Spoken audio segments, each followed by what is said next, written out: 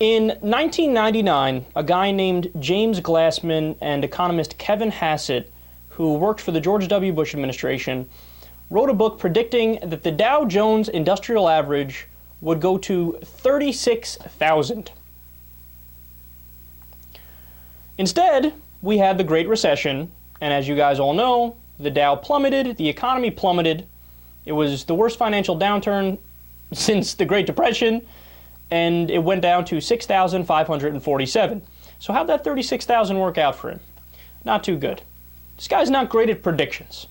Now he's writing in Bloomberg View Today that, quote, Dow 36,000 is achievable.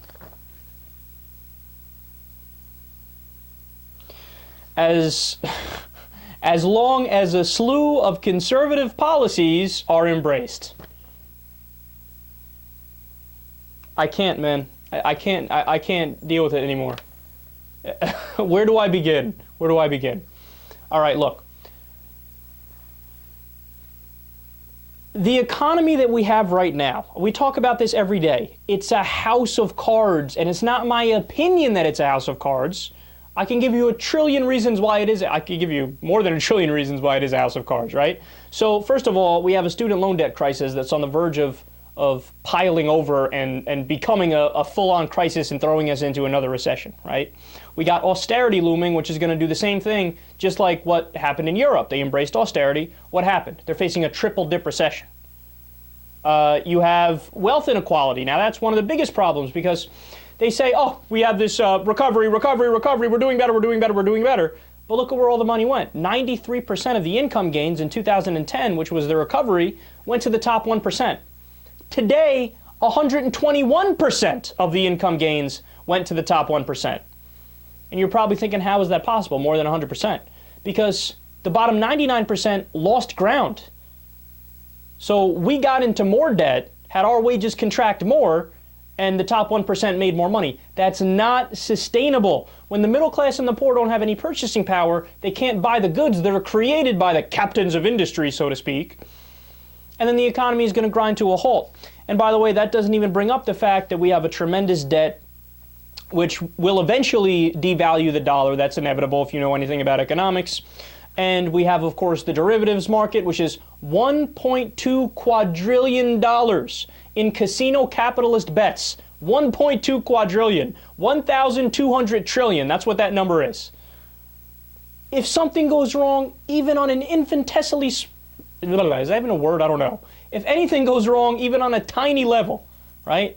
Even if there's a 0.7% contraction of that. You do the math. What's a 0.7% contraction of 1,200 trillion? Too fucking much. Especially since that's more money than the whole world economy has. And then, of course, we still have the problem of wanton deregulation. I mean, it's not like we learned our lesson from the economic downturn and we started regulating the economy. No, we did Dodd-Frank, which is as weak as we can be. We still haven't reinstated Glass-Steagall. Glass-Steagall was a law that was enacted after the Great Depression, which said you have to separate commercial banking from investment banking. So in other words, you know what that means? You can't make ridiculous bets with money that's in a commercial bank because commercial banking is supposed to be steady and solid and have slow but sustainable growth. But leading up to the Great Depression and leading up to the recession, because we repealed Glass-Steagall under Clinton, what happened? Well, you ended up merging investment banks and commercial banks, and they made ridiculous bets that ended up tanking the economy. And we didn't even put that back in place. We didn't learn our lesson. There's only 1,000,001 ways which our economy right now is teetering on the edge, right? And the same person who was dead wrong about their prediction in 1999 has the nerve to come out and make another prediction. You know what? Keep your crystal ball to yourself there, Nostradamus. We're not interested in what you have to say. You kind of destroyed your credibility with the first prediction when you were, 30,000 points off.